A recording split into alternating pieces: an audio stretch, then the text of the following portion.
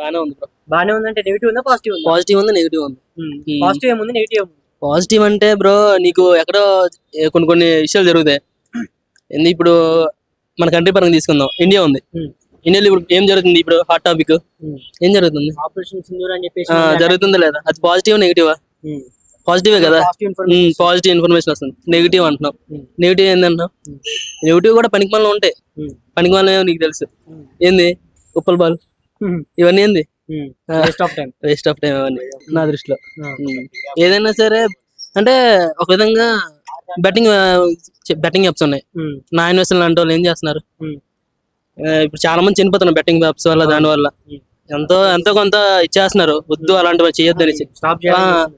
కొంతమంది celebrities promote చేస్తున్నారు వాటిని కూడా. అది అలాంటి ఒక విధంగా పాజిటివే. ఇందాక పాజిటివే. ఇందాక అనేసి అది నెగిటివ్, వేస్ట్ ఆఫ్ టైం అనడం లేదు. వాళ్ళు చేసే కంటెంట్ రీల్స్ ఉంటాయి కదా, అవి ఉపయోగం, వాళ్ళకి ఉపయోగం.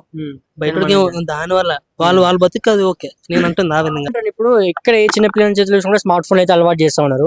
తినకపోతే స్మార్ట్ ఫోన్ ఇచ్చి అట్రాక్ట్ చేస్తున్నారు. చిన్న వయసులోనే కొన్ని హెల్త్ ఇష్యూస్ సైట్ ప్రాబ్లమ్స్ కూడా వస్తా ఉన్నాయి.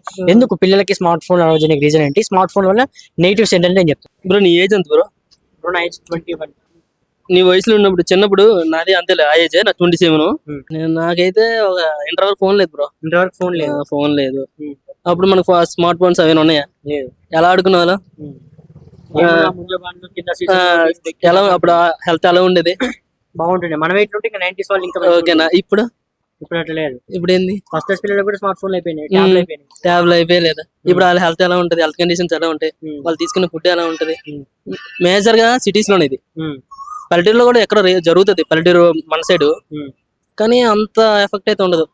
అంటే వాళ్ళకి దూరంగా ఉంచాలి ఏమైనా సరే. బయటికి తిప్పడం అవన్నీ చేయాలి. ఓపెన్ ఏరియా ఉండాలి.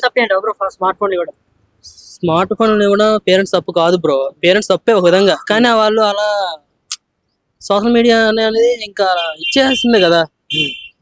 వాడుకుంటే మంచిది కానీ తప్పుగా వాడుకోవచ్చు. చిన్నపిల్లలకు దూరంగా ఉంచాలి బ్రో. వాళ్ళకి అలవాటు చేయకూడదు. వాళ్ళు అలానే అలవాటు అయితే ఇంకా కష్టమే కదా బ్రో. దాంట్లో అలా మనం ఆన్లైన్ గురించి మరి అంత పాజిటివ్ అనకూడదు, నెగిటివ్ కూడా అని చెప్పకూడదు. అనవసరమైన వీడియోస్ ఉన్నాయి కొన్ని. పాకిస్తాన్ లో ఒక అమ్మాయి ఉంది. పాకిస్తాన్ ఒక అమ్మాయి రీసెంట్ గా ఎవరిని పెళ్లి చేసుకుంది? ఒక 2-3 years బ్యాక్. ఆన్లైన్ పరిచయం వల్ల ఇండియా వచ్చింది డైరెక్ట్ గా. పెళ్లి చేసుకుంది. ఫర్దర్ ఇప్పుడు వెళ్ళిపోయారు లేదా పక్కన పెట్టారు. ఆ అమ్మాయి ట్రూ లవ్ కాబట్టి వచ్చింది, ఓకే. ఇంకోటి రీసెంట్ గా జరిగింది, ఏదో సన్యాసులు అదే ఆవిడ ఉన్నాడు, అఘోరి గారు. అదేంది అది? ఆ విధంగా చెప్తున్నా అంతే, ఇంకేం కాదు. సో ఇంపాక్ట్ ఒకటి పైన ఒకటిలా ఉంటది. అలా అనేసి మన ఆన్లైన్ లో దాని గురించి బ్యాడ్ గా చెప్పొచ్చు, పాజిటివ్ గా గుడ్ గా కూడా చెప్పొచ్చు. ఆ విధంగా ఎలా ఉన్నాయి ప్రెసెంట్ ఎడ్యుకేషన్ సిస్టమ్? ఎలా ఉన్నాయి? ఎక్కడ చూసినా కూడా నారాయణ చైతన్య అంటే మంచి ర్యాంకులు చూస్తూ ఉంటాం, కానీ పిల్లలకు పెట్టే ప్రెషర్ అనేది తెలియదు. ఫీజు అట్టనే ఉంటాయి. ఇప్పుడు ఉన్నటువంటి ఎడ్యుకేషన్ సిస్టమ్ లో జస్ట్ నర్సరీ ఎల్కేజీ పిల్లలు కూడా లక్షలలో డొనేషన్లు ఫీజులు తీసుకుంటా ఉన్నారు. ఏదైనా కాలేజ్కి వెళ్ళంటే 5-6 లక్షల డొనేషన్. అంటే తర్వాత మన జాబ్ బేస్ కూడా అంత ఇన్కమ్ జనరేట్ అవుతుందో లేదో తెలియదు, కానీ వీళ్ళ దగ్గర ఫీజు అట్లా ఉన్నాయి. ప్రెసెంట్ ఎడ్యుకేషన్ సిస్టమ్ ఎలా నడుస్తుంది అంటే ఏం చెప్తారు? ప్రెసెంట్ ఎడ్యుకేషన్ సిస్టమ్ అనేది వాళ్ళ పేరెంట్స్ పై డిపెండ్ అయ్యి ఉంటుంది బ్రో. పేరెంట్స్ మీద ఖచ్చితంగా. ఎందుకు తెలుసా? వాళ్ళ ఇంటి దగ్గర ఒక మినిమం గా నీకు ఏ స్కూల్లో ఏ సంవత్సరంలో జాయిన్ చేశారు? నీకు 4 years కదా. ఇప్పుడు ఎలా ఉందంటే 2 years అయిందా మినిమం. ప్లే స్కూల్ అని చిన్నది, ఎందుకంటే వాళ్ళని దూరంగా తప్పించుకుందాం అని. అంటే అంతే. ఒకటి ఇంపాక్టే.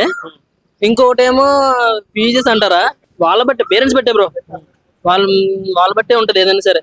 ఇంకా పిల్లలు అనే వాళ్ళు పేరెంట్స్ బట్టే ఉంటారు కదా బ్రో. ఆ విధంగా అనేసి విద్యని వ్యాపారంగా మార్చుకున్నటువంటి విద్యా సంస్థలు ఉన్నాయి. ఎందుకు లేవు? చాలా ఉన్నాయి. ప్రతిదీ విద్య చేసుకున్నది బ్రో. దాని గురించి మనం అనకూడదు.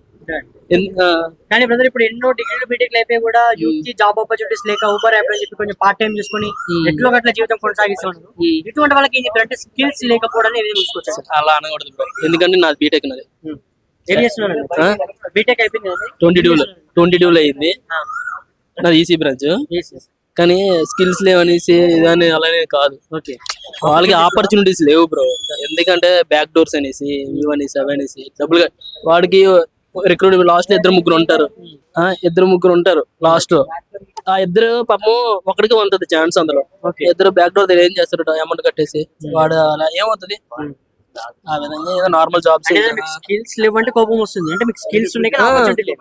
స్కిల్స్ ఉన్నా సరే నా ఒక్కడికి కాదు, చాలా మందికి అదే ప్రాబ్లం. స్కిల్స్ ఉన్నా సరే ఆపర్చునిటీ లేదు బ్రో ప్రెసెంట్. అంటే జాబ్ కోసం మీరు ఎటువంటి స్ట్రగుల్స్ ఫేస్ చేశారంటే ఏం చెప్తారు? చాలా చేశాను బ్రో. నేను 2020లో వచ్చాను, 22లో వచ్చాను. ప్రాపర్ ఎక్కడైనా? ప్రాపర్ విజయవాడ దగ్గర, కైక్లూరు. 22లో హైదరాబాద్ వచ్చాను. ఓకే, అప్పటి నుంచి నేను ట్రై చేశాను, VLSI చేశాను. సో 22లో వచ్చిన మీకు 25 వరకు ఇంకా జాబ్ రాలేదా? జాబ్ అంటే ఇప్పుడు ఏదో పార్ట్ టైం లాగా ఏదో చేస్తున్నాను బ్రో, ప్రిపేర్ అవుతున్నా కానీ ఉపయోగం లేదు. ఫర్దర్ ఏమైనా కోచింగ్స్ కి ట్రై చేసి చేద్దాం బ్రో. ఏంది ఖచ్చితంగా చేస్తున్నాం కూడా ఆల్రెడీ, కానీ ఆపర్చునిటీస్ వస్తే ఎవడన్నా చేస్తారు బ్రో. ఏం లేదు బ్రో ప్రెసెంట్ అయితే. ఏమంటారు SR నగర్, అమీర్పేట ప్రాంతాల్లో ఊళ్ళలో డబ్బా కొట్టినట్టు మొత్తం ఇన్స్టిట్యూట్లు ఎక్కడ చూసినట్టు బిల్డింగ్ మొత్తం కట్అవుట్లు ఉన్నాయి. నిజంగా అంతటి స్కిల్స్ ని వాళ్ళు ఇస్తున్నారంట స్టూడెంట్స్ కి? ఇస్తున్నారు అనుకోవచ్చు కదా, ఇస్తున్నారు. నిజంగా అంత స్కిల్స్ ఈ రోజు ఎందుకు ఇంత అన్ఎంప్లాయ్మెంట్ ఉంది? నీకు అదే ఇస్తారు అనుకోవచ్చు కదా అంటున్నా.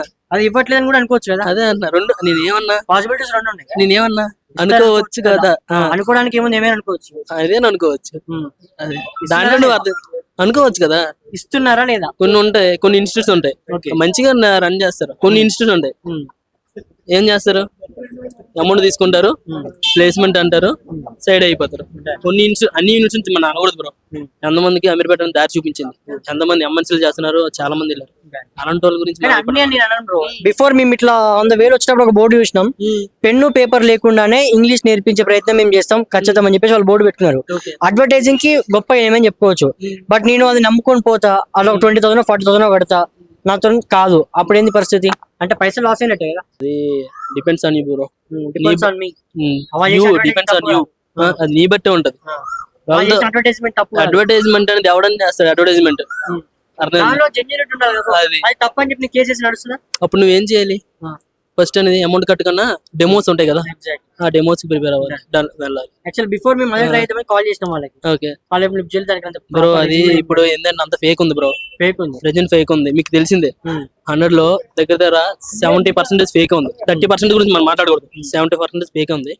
ఫేక్ గురించి మరి నీకు తెలిసిందే బ్రో. ఇందాక మీరు మాట్లాడుతూ నీ ఏజ్ 27 కదా, ఈ 27 years ఆఫ్ ఏజ్ లో మీరు లైఫ్ అంటే ఏం అర్థం చేసుకున్నారు అసలు? What you mean by life? Life అనేది ఇంకేం నేర్చుకోలేదు బ్రో, కంటిన్యూ అవుతుంది అంతే.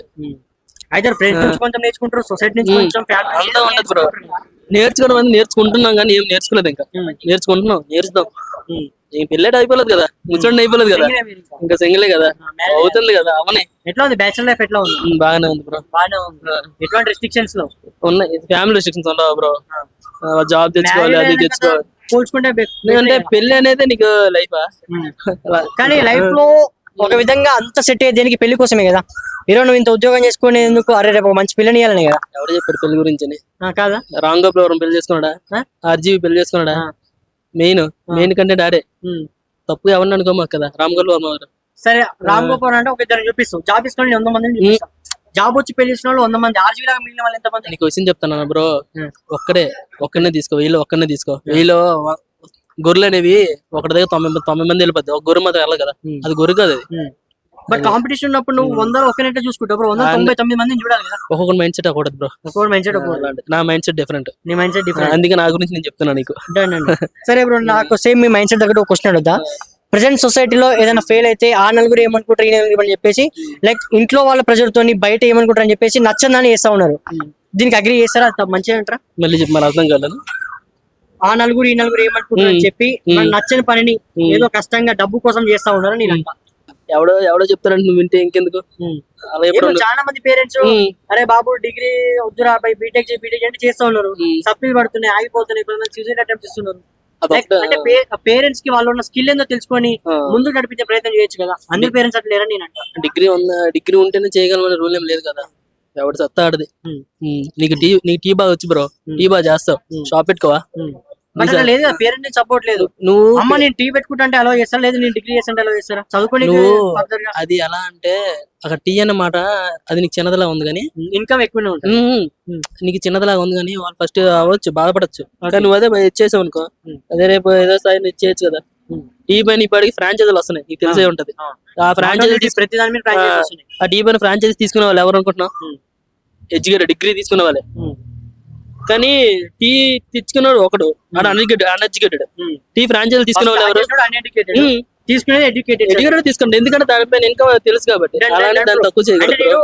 చదువు లేకపోవడం తప్పని నేను అనట్లే, కానీ ఫర్దర్ గా మన పేరెంట్స్ ఒక స్టెప్ అడిగినప్పుడు చదువుకోవడానికి ప్రిఫరెన్స్ ఇస్తారు, కానీ నేను పని చేసుకుంటే చేయలేదు కదా. బ్రదర్ ఒకటి మనం మాట అనుకుందాం, తల్లిదండ్రులు అంటారు అది చదువుకోకపోతే గాడిద పని చేస్తాం అంటే, ఇప్పుడు గాడిద కాసిన వాళ్ళు మంచి పాలు సంపాదించి పైసలు సంపాదిస్తున్నారు చూస్తాం మనం సొసైటీలో.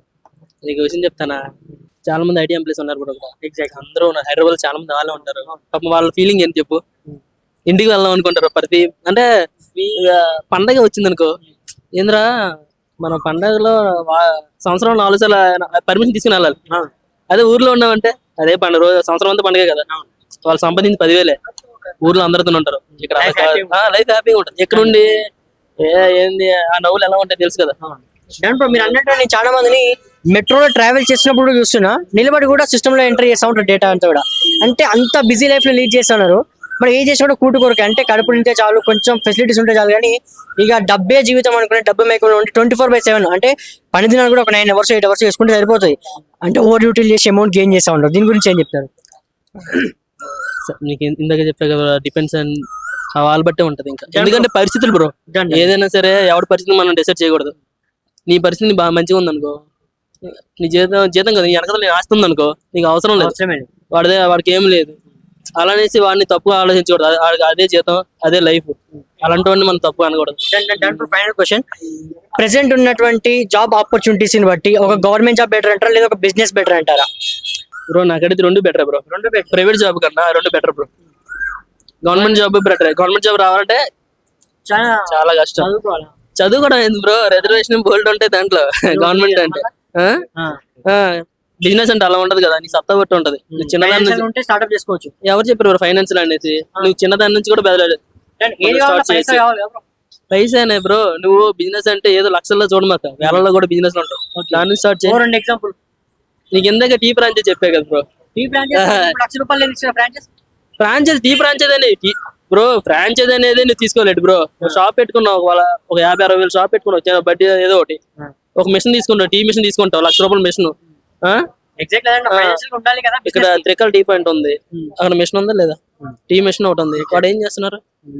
ఆ విధంగా చిన్నగా అదే డెవలప్మెంట్ బ్రో. ఏమో ఇది ఇప్పుడు ఒక మిషన్ అవుతే రేపు 10 మిషన్లు అవుతాయి. అలా అంటున్నాను నేను. Business best, government job best bro. Government job అంటే కష్టమే, కానీ యాక్చువల్ నేనైతే బిజినెస్ అంటే నాకు ఇష్టం బ్రో. ఎందుకంటే నా బిజినెస్ గురించి చెప్తాను. Done bro. So finally, what's your happiest and sad moment? Me life లో హ్యాపీ అండ్ సాడ్ మూమెంట్ ఏం లేవు బ్రో. ఏం లేవు. అవి కామన్, అవి ప్రతిసారి ఉంటాయి, అందరికీ ఉంటాయి.